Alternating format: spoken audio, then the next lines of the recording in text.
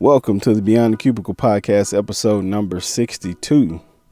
If this is your first time checking us out, this podcast is all about your career journey and getting the results that you want. We do that by focusing on helping you become a better person at work and outside of work. Be sure to connect with us on social media at This Is BTC on Facebook, Instagram, and Twitter. You can DM us there, or you can also hit us at our email, podbtc@gmail.com. As a matter of fact, drop us a note and let us know what you thought about this episode. Coming up on the show today, we have a special guest, Dave Anderson. He's a business coach and entrepreneur. I'll get to some of his credentials in a second, but first, let me talk to you about our sponsor, brandresumes.com. Brand Resumes is doing some very important and life-changing stuff, people. They're helping folks get the jobs that they desire. So, whether you've been job hunting for some time, or you're just getting started, or you just want to, get a checkup on the old CV, just in case. Go to brandresumes.com and sign up for your free 15-minute consult. Did you hear that? A free 15-minute consult.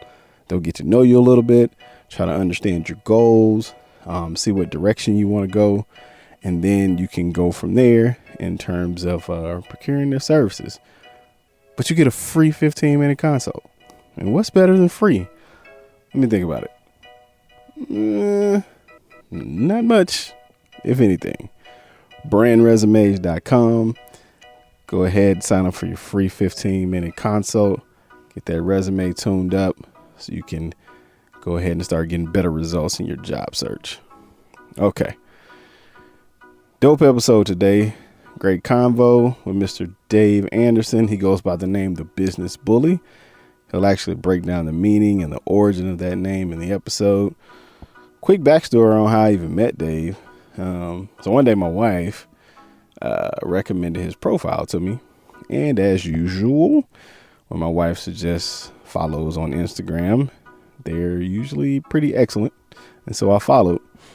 A few days later, Dave reached out, I guess after noticing that I host a podcast. And we chatted for a few days. And then, he asked to come on. So here we are. Talked to him for a good bit. Loved a lot of the stuff that he was saying. Dave himself is an entrepreneur, a business coach, and speaker. He's an unapologetically direct truth teller. It's kind of how I saw it in the episode. We dove into a few topics from, his backstory to, talking about mindset and just talking about the corporate hustle and got his thoughts on how he felt about, people just remaining in the corporate rat race and things like that. Also talked a bit about anxiety and just struggling with that imposter syndrome, which is a big thing for people just in their pursuit of their goals, So grab your pen and your paper and let's go talk to Dave. Oh, slight warning. If you're listening with kids in the car, there's a couple of bad words in here. Just a couple, not a lot. I tried to clean it up. But if you're listening in the car with kids or kids are around, earmuffs.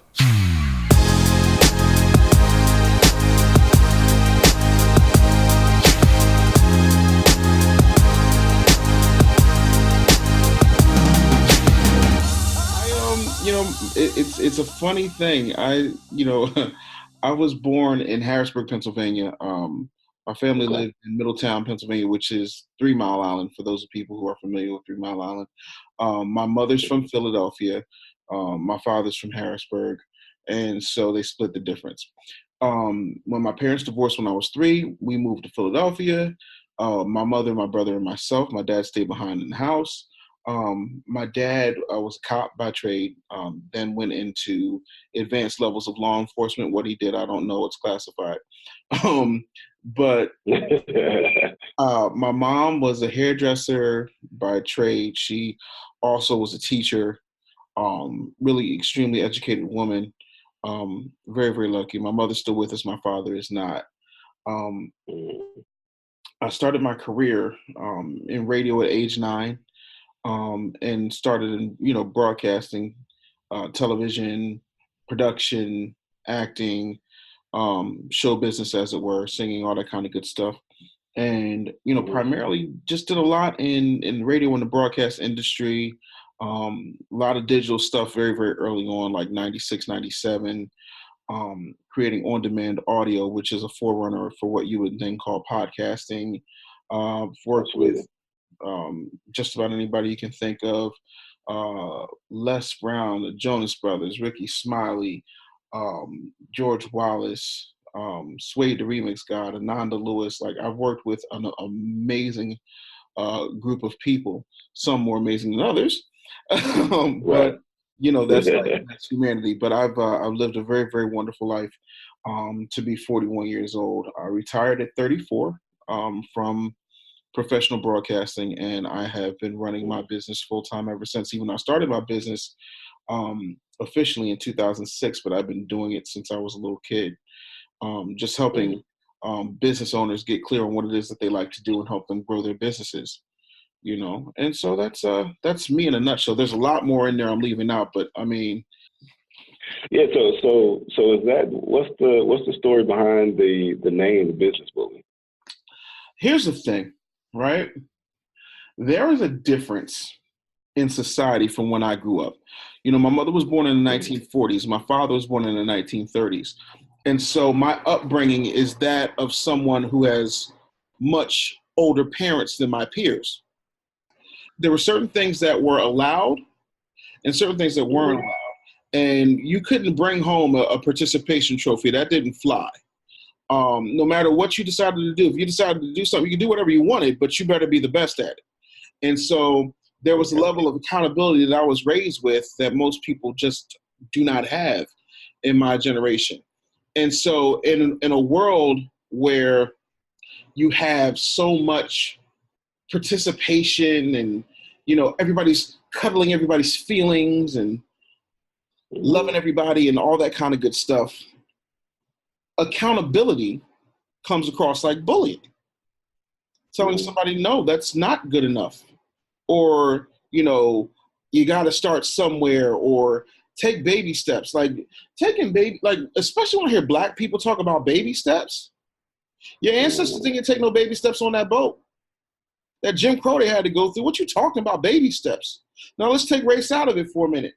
If you can tell me one toddler that's ever won a Boston Marathon, New York Marathon, Philadelphia Marathon, Susan G. Komen Walk for the Cure, then we can have a conversation about baby steps. Until such time, I ain't here for your baby steps. So when you tell people things like that, then people tend to get on the internet. And one person said, Dave Anderson, you're a business bully. I am. Because I'm sure my clients will tell Yeah. me I'm wonderful. It's just that I don't suffer foolishness. Now, there's a difference Mm-hmm. between, somebody having a real condition. Like, I suffer from chronic anxiety and depression. That's a Okay. real condition. It's chemical. There are certain things that happen. Triggers can bring it on, whatever the case may be. Like, that's a little Mm-hmm. different than someone saying, I'm scared to do this because I don't have the motivation. Like, nah, dog. You know what I'm saying? So have you ever so have you always had that strong drive to just kind of push through, kind of regardless of what the situation is, or have you ever? I mean, anxiety definitely, but have you ever struggled with that confidence to just keep pushing? Of course. I'm Mm-hmm. human. Like, I'm not a machine. Of course, I struggle with that. Any person will sit up here and tell you, "Oh, I never struggle with that. I can just power through because I'm a man, or Right. I'm a strong black woman, or whatever whatever the totem or horcrux that people like to hang on to in order to make themselves feel good." Right. That's bull. Everybody goes through it. Everybody has moments. You know, Right. um, that's reality. It's not about being less human. It's about understanding that these things are happening, dealing with Mm-hmm. those things as best you can, and still completing the mission, you Right. know? And I think sometimes, like, and I've said this before online, like, sometimes you have to just give yourself that moment. You know, someone was shocked. I did an interview and they said, well, what happens when that happens to you? And I'm like, I give into it. Like, no, I tap out. Ali got his ass whipped by Frazier. Ali got his clock cleaned quite a few times. Floyd Mayweather has never taken an L professionally. Ain't nobody gonna make no Floyd Mayweather biopic with a R. Kelly theme song and like Michael Mann directing it. It's gonna have Academy Award all over. Like, ain't nobody lining up for that. A champion does not have to be undefeated to be a champion. Jordan lost a lot of games. You know what I'm saying? So it's not about good or bad. It's about perspective and how you handle that. And so I think that people need to get a better understanding of, you know, what it takes and be okay with being, in fact, human, being fallible. But you don't allow that to rule you. Deal with it, compartmentalize it, take a break. Sometimes, because there's this thing, especially I see with Black entrepreneurs, and it's the dumbest thing in the world. Oh, we got to get them all the time. No days off. Team no sleep. Like, what? You sound stupid. If you don't sleep, you die, dummy. When I get to it, I can tell when something bad's about to happen because I haven't rested too long. I'll start to feel weak. My body won't act right. I don't feel like doing anything. It's because I'm constantly pouring out, and I gotta replenish myself. Right. So you know, a lot of our audience kind of work in the corporate field, and that we call it the rat race because that's exactly what it is. You're a hamster on a wheel, and my perspective is it's one source of my income. It's not something that I'm trying to rely on for the next 50 years of my life or whatever. But talk about just how people can kind of diversify a little bit, especially like our Black people, right? So you work in a corporate job, and you going to school, you kind of bumped up against the wall. You couldn't find a job fast enough. You're not using your degrees. You spend all this money, right? So talk about how people can still kind of use their corporate job to maintain, but also start to build independence outside of that. Okay. A few things. First of all, I don't believe in any accidents. I'm a big believer in actualities. My last name is Anderson, which means I'm the one. That means I'm going to pull you Negroes out of this corporate matrix you've been laying in dormant. I'm going to unplug you. It's going to hurt. And why do your eyes hurt? Because you ain't never used them before. So let's talk a little bit about the corporate hustle. And the corporate hustle is something that was created by people who do not look like you in order to keep you into that job so they can rob you of your creativity. When it comes to Black people, we are talented. We are gifted. We are athletically superior. We are intellectually superior. We just don't have the cunning. We're missing the cunning. We're missing the ability to be cutthroat. And then we get upset because we want a hand up or a hand out, whatever you want, the hookup. There's no such thing as the corporate hustle. You are their slave. I don't care how nice that cubicle is, it's still your cage. They want you to be happy with your job. They want you to how is it okay, wait, I'm gonna ask you a question, Brian. You and I don't really know each other, so this is very objective. How is it a benefit if you're paying for it? Oh, okay, cool. Because I hear people tell me all the time, Mr. Anderson, I would quit my job, but you see the benefits. Beyonce can put out tickets right now, and half your office will be going to Beyonce. You can't find the money for healthcare? You don't know how the system works? You can't pick up how the tax code works? What they do to keep their kids on healthcare? Because they're wet. So let's deal with that. The other part of it is most people will just work that job, and then they'll work their little business. But if you're spending 60, not 40, because 40 is a myth, spending 60 hours a week dealing with work. So if it's 60 hours out of the week, you're like, oh my gosh, I don't have time for anything else. But let's just do some stupendous math, shall we? Oh, got my handy dandy calculator right here. You correct me, check my numbers if I'm going wrong, because I want to be all over this for a second. First thing we're going to do, right, is we're going to put in 24 hours in a day times 7 days in a week. That is 168 hours. Got it? Cool. All right. So let's say, because they say the average American is supposed to sleep 8 hours. We don't sleep 8 hours. So let's say we sleep 6 hours. Okay, yeah, so 6 times 7 is 42, right? So let's subtract 42 hours. We're still at 126 hours, people. Okay? All right, let's subtract the 60 hours from commuting and then back and forth, morning sex, whatever. So let's get rid of Right. those. So now we got 66 hours. Now I'm going to give you 10 hours for, what, eating? 10 hours a week is more than enough to eat. Okay, cool. Yeah, it's more than enough. We still got 56 hours on the clock. 56 hours. You've already slept. You already got some loving in. All right, hold on. Wait, I got you. Let's give you 24 whole hours just for recreation. Let's go above and beyond. You still got 14 hours a week. So 14 hours times 52, 728 hours. Let's divide that by 24, which means that you still have an entire month every year you can be dedicated to your business. Talk to me about your bullshit excuses. Absolutely. Talk to me about how you hustle and you don't have an exit strategy. Talk to me about how you're so concerned about spending all of this money. Hell, by quitting your job, you'll save money. Number one, you'll save money on gas. Number two, you'll save a ton of money on clothes. Number three, you'll save a bunch of wear and tear on your body. So there are things that you can be doing, but you're not doing them. And then you convince yourself that this is my weekend and I'm going to take it. And that's not your fault, because you've been conditioned by an education system that has told you that the weekend is what you're supposed to have. That's why we celebrate Fridays, because there's no homework. Even though homework has been proven by clinical psychologists and educational experts to not do anything further to educate children. Our system is designed for factory workers. It's not designed for anybody but. Yes. So basically it's a combination of, we've been conditioned by the systems, by the schools. Our parents are doing the best that they could. They're just kind of passing down these things as well, right?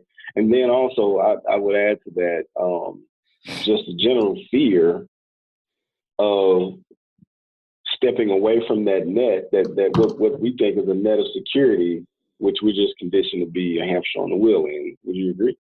Yeah, agreed.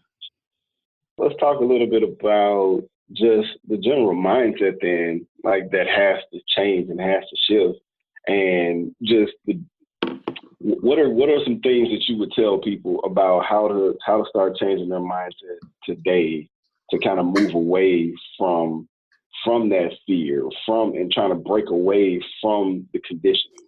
Okay, first things first, there's no win in comparison. Comparing yourself to me is a sucker's errand. Like, I'm friends with Gary Vaynerchuk. Gary Vaynerchuk is worth $500 million. Now, I knew Gary when he was worth $50 million, which was just a couple years ago.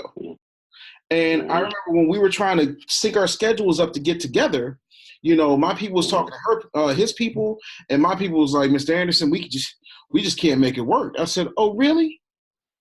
Give me the phone. So I called his chief of staff, and I said, Tyler, I said, am I getting big league because I only have this amount of money and he's got like 49 million more than I got right now? Is that what's going on? And he was like, no, it's not like that. Schedule's crazy. It's this time of year, this, that, and the third. We're going to get it done. Sure enough, we got it done. And the one thing that you got to understand is, right, I'm never going to be a white male in America. I'm not. No, I'm also not, of immigrant background. And so I can't be mad at someone who has certain advantages that I just don't have. That's like Oscar Pistorius being upset because I got legs and his don't work no more. So he got them tink tinks. Yeah. You understand what I'm saying? Like, you can't, like, the hand you're dealt is the hand you're dealt. So you're either going to deal with the hand you're dealt, or you're going to bitch about somebody else's hand. And if you bitch about somebody else's hand, you're always going to feel disappointed. You're always going to be upset. So stop looking at what everybody else is doing. And then you don't understand their circumstances. And what you see is only what they allow you to see. We have got to start prioritizing things. And our priorities shouldn't be, I want to get what they get. I'm excited about my story. I'm excited about what my story means to somebody. I'm excited that there's someone who you married who was like, yo, you got to check this dude out. That's what I get off on because that's meant for me. Now, there are certain people who were born with certain advantages. We understand all of that. Mm-hmm. What do you know about you? When is the last time you've done a real good self-assessment? And by that, I mean, take a piece of paper. On one side, write everything that is great about you. And then on the other side of the paper, write everything that sucks about you. I guarantee you can come up with a lot more that's great about you if you're being objective and honest than you can about the stuff that sucks. The other thing is, your ego is killing you. You think, and when I hit you with this, your eyes are going to buck.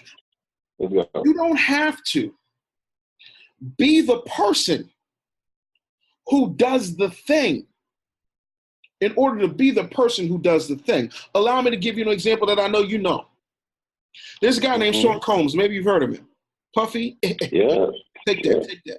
Puff. Cool. Yes, How many instruments does Puffy play? 0. Cool. How many songs does Puffy write? Not many, if 0. Cool. How many records has Puffy actually engineered? That I don't know, but I would venture to say it's very few or 0. Now that I think about it. Yeah. No. Stevie J. Everybody talks about Stevie J, Love and Hip Hop, and third. Stevie J made them records. No. D-Dot made them records. Yes, sir. Bad Boy is still Puff. You don't have to do the thing to be the one who does the thing. Yeah, I like that because, again, man, and it's funny because I come to work, man, and I'm in a situation where, I've been working in my corporate space for about 15 years. Ooh. And, it's been a while. But I've always had businesses on the side. I'm never just doing one thing. I'm never just doing one thing. And honestly, that comes from my parents, right? My mom is, she's a tax professional. She's had her own tax business since before I was born. Nice. She retired from the government like 4 years ago, and she still does her taxes. That's her thing, right? And so the model I saw growing up was always, hey, you can do your corporate thing because that's your steady money, but you always have another 2 streams of income on the side because you never know the day will come where they'll take that one thing from you, and so you can never be without, right? But I come to work every day, man, and I try to encourage people in their space to say, okay, if your journey is you want to climb the corporate ladder, cool, I'll help you do that, right? But then when I try and challenge people, like, hey, how about you make a plan to not let this be your plan for the next 30 years? Because I can see that you're miserable. I can see that you're miserable, and you're not enjoying this. Not granted, there are some people that I think that don't mind being in the corporate space. They enjoy it. They don't have the ambition to be an entrepreneur. They just want to keep getting that check, but they'll climb the ladder inside. Okay, cool. But I'm looking at people and I'm like, you're itching to get out of here. You're itching to do something else, right? So once you challenge yourself to find the thing that you can do that can get you out of the space, and the amount of fear and pushback from the fear that I get, it just shocks me sometimes. Sorry. It tickles me, and I'm going to tell you why. Jesus Christ famously said, my sheep will hear my voice. He also said, forgive them, Father, for they know not what they do. The Son of God made flesh understood the importance of not everybody's going to get it no matter who you are.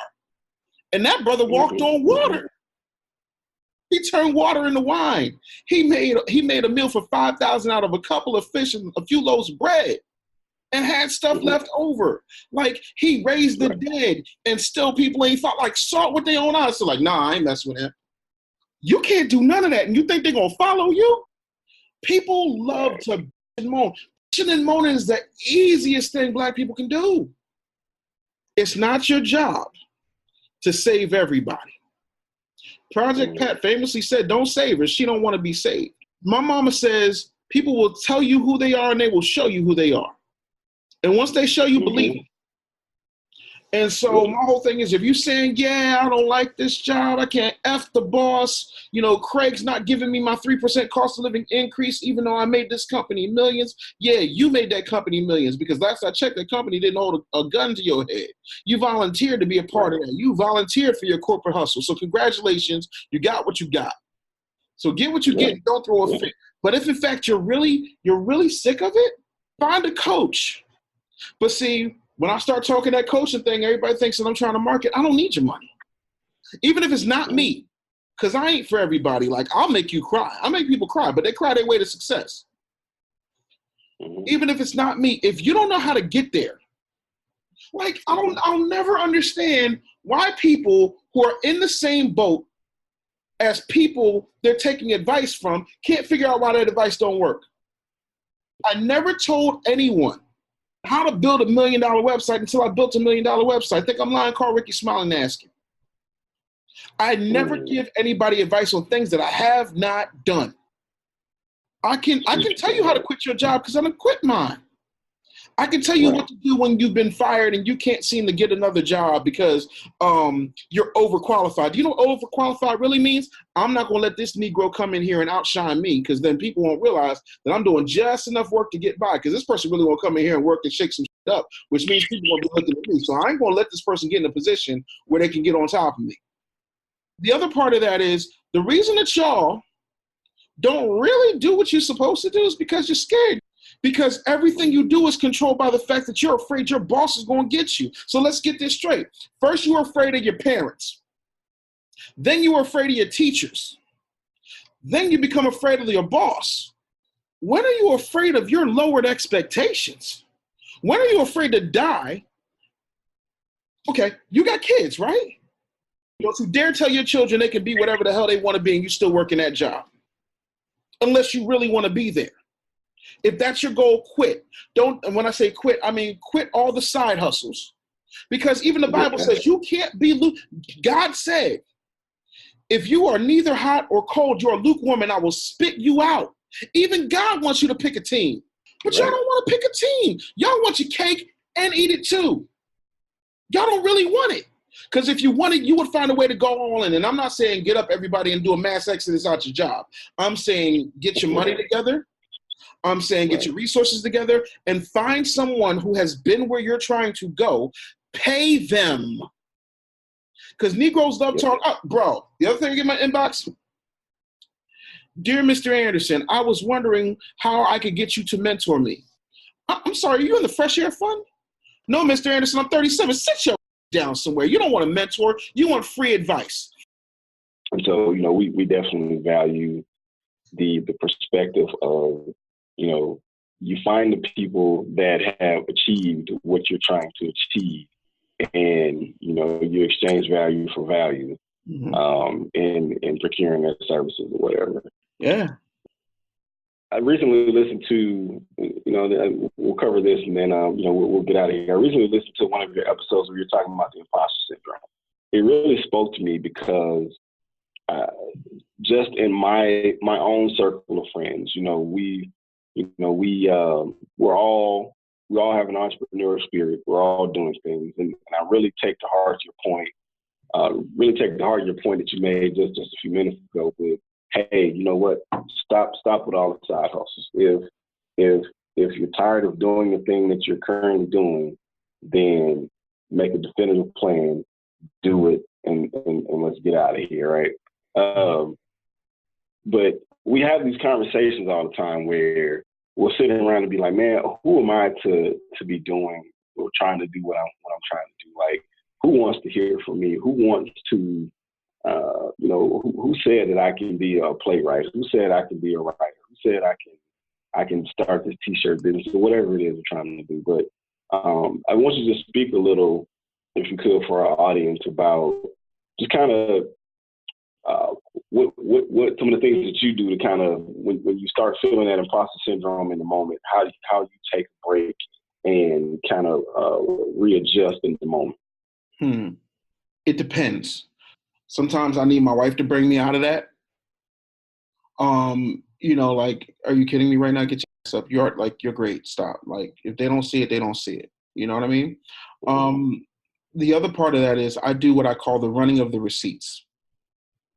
Here's what that means, right? Because I'll have people play this game with me too, because they want to try and devalue my investment when it comes to working with me, because I'm not the cheap guy. I'm not McDonald's. McDonald's sells billions of hamburgers, but I don't. Maserati only sells a handful of cars a year. That's all they need to do. Mm-hmm. You understand the difference? Right. So I do. When people say, oh, well, I can go to this coach, this, that, and the third, I'm like, okay, cool. Just real quick, I don't know who you're talking about, but let's just pretend. You're coaching Forbes? No, I am. Has your coach ever run a multi-million-dollar business? No, I do. Has your coach been on CNN, Bravo, The Breakfast Club, USA Today, Huffington Post? No, I have. Does your coach have a page on their website that's full of video testimonials that were not paid, weren't hired by Fiverr to be paid actors, and can verify the actual $27 million that he generated last year? No? Okay, then that's why I cost what I cost, and they're $97 a month or whatever the hell it is. Do you understand what I'm saying? Like, I know where I am in the universe, and I also know where I'm going. I don't know how I'm going to get there, and I don't get caught up in that. That's where y'all get stuck, because y'all got to figure out how. How in the world? You want to talk about how? Here's a how that'll blow your brains out. If the professor was so smart on Gilligan's Island, how was it that he can make a radio out of a coconut but couldn't fix a hole in a boat? How, Sway? It's not your job to figure out how. Your job is to be obedient and to make a move, but y'all won't make moves. You'll sit up there and you'll justify why it's not going to be this year, and I'm gonna get it together, and whatever you got to tell, whatever smoke you got to blow up your own to make you feel good. But I think that honestly, when you stop looking for an excuse to not do it, the only other excuse is results.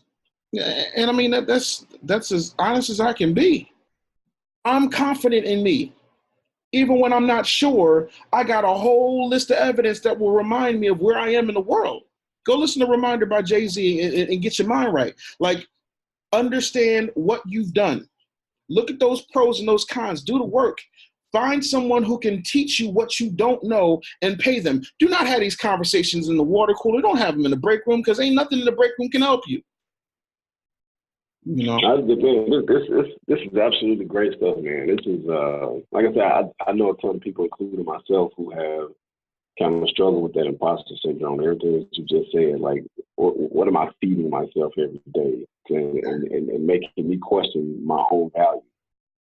Last topic, and then we're out of here. I heard you mention earlier that you kind of suffer from chronic anxiety, right? Mm-hmm. And mental health is a popular topic. I mean, it's a much needed topic for sure. Can you speak to the importance of kind of being aware of it? And do you have any advice on just things that you would suggest people do to kind of keep a handle on their mental health on a daily basis? Yeah, you're not going to pray your way out of a chemical imbalance. You're not going to be in a position where one day it'll magically work itself out. And you're not going to fix that problem on your own. You have to tell people. And if those people aren't listening, find other people. There's a lot of help out here. There's no shame in going to talk to somebody. There's no shame in going to meetings. There's no shame of getting a counselor. There's no shame in getting medication. The only shame is not getting help and not recognizing that it's okay to be human. That's all it is. Life is hard. And keep in mind, we've been tortured for 400 some odd years. They keep telling us that we're not valuable, but yet and still, when you look in the owner's box, you see them. And then when you look on the court or on the field, you see us.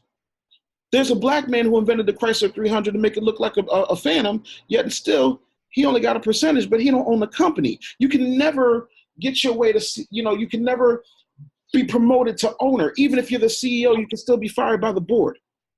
Hell, sometimes even if you own the company, you can be fired by the board. Ask Steve Jobs, or the Men's Warehouse guy. My point is, deal with what you have to deal with for you. And if they're judging you, let me tell you something that's going to set you free. A lot of black people worried about getting talked about. They're going to talk about you anyway. You can talk about me all you want to, but my mama told me something that set me free very early on in life. Yes, Dave, they're going to talk about you because you're weird and you're different and you're smart and you're not like them and you read. And she said, let them talk about you. all the way to the bank. Because you know what they call me at the bank? Mr. Anderson. You know what they call me at my old jobs where I used to work in radio, making them millions? Our guest, Mr. Anderson. I have lived and worked long and hard enough that the people who were criticizing me are now fans. Point the biggest skeptic out. I'll make them a believer. But the first person that you got to get to believe in you is why? Oh, you. I am my number one fan. I think I am the greatest thing since sliced bread. Ain't but about 3 people who love me more than me. I'm married to one and I birthed the other 2. You know what I'm saying? I respect my time. I put up boundaries. Sometimes we give and we give and we give and we give and we give, and we can't figure out why we don't have anything left. Even in the middle of the Indy 500, sometimes the lead racer has to pull over. Even though the pit is comfortable and you got all these people, you still got to get out there and run your race. It's a pit stop. It's quick. Feel it for the moment. Get back in the race. Get help. Get coaching. Get medicine. Do whatever you have to do in order to get you right. And once you get you right and you tune out all this nonsense and you tune out the love and hip-hops of the world and you tune out the basketball wives and you tune out the nightly news, which is nothing but a reality show scripted to make you in fear of yourself, once you understand that, you will be better off.